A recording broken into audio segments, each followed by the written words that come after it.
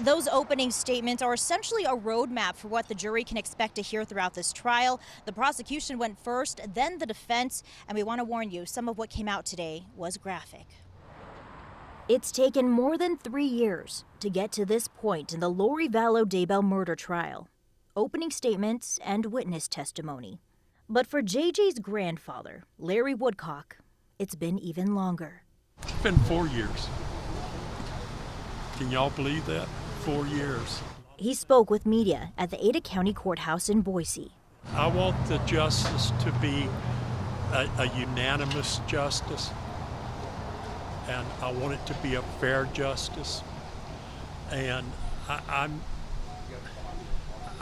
not here. I don't have to prove her innocent or guilt. There's 12 good people that have stood up and volunteered for this. On Monday, the jury of 18, 12 actual jurors and 6 alternates heard from both the prosecution and the defense as both sides gave opening statements. The prosecution went first, opening with money, power, and sex. They say that's what this case is about. They say Vallow used those things to get what she wanted, and it didn't matter what obstacle she had to remove. The prosecution said JJ was found in a shallow grave wrapped in garbage bags with duct tape wrapped around him, while Tylee's remains were charred. The state said you'll hear it described as bone and tissue. That's what's left of Tylee.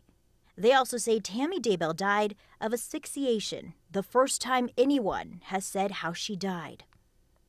In their opening statements, the prosecution also said Vallow used religion and teachings to justify her actions, from an affair to murder. The defense then gave its opening statement, saying, when there is a lack of evidence, the law calls it not guilty. Vallow's attorneys also reminded the jury they have to be convinced beyond a reasonable doubt, and that Lori Vallow has an alibi for the deaths of her children and Tammy Daybell. What was it like to see Lori in court today? It was stressful. It was.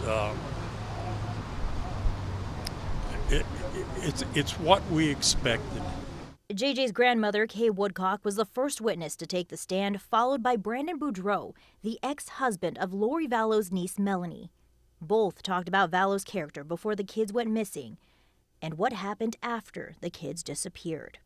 Kay Woodcock also described reaching out to authorities when she couldn't get a hold of JJ or Lori Vallow. As for Larry, he says he'll be here at court every day praying for justice. Unless the good Lord's got something else that I need to do for him, yeah, I'll be here. And witness testimony is expected to resume tomorrow with Rexburg Police Detective Ray Hermosillo taking the stand.